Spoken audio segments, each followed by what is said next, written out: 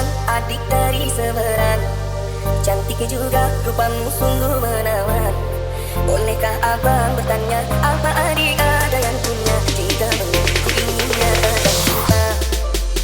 Sungguh abang mencari cinta. Apakah ada cinta di seberang sana? Bertemu langsung bertanya, aku ini milik siapa? Aduh, aku milik Anda dan Bunda.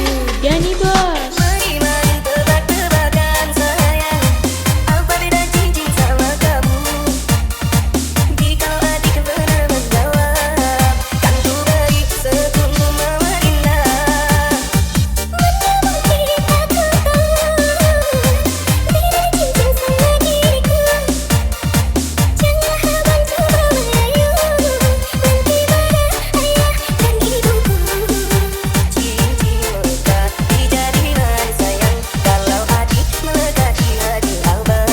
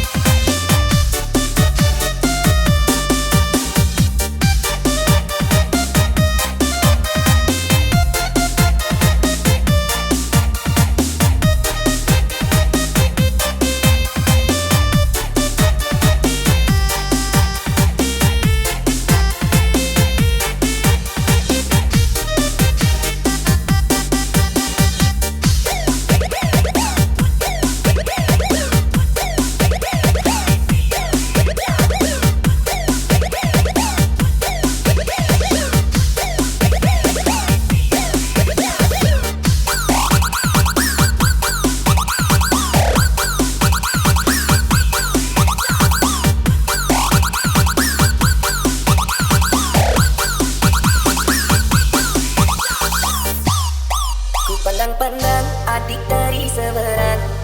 Cantik juga rupamu sungguh menawan. Bolehkah abang bertanya,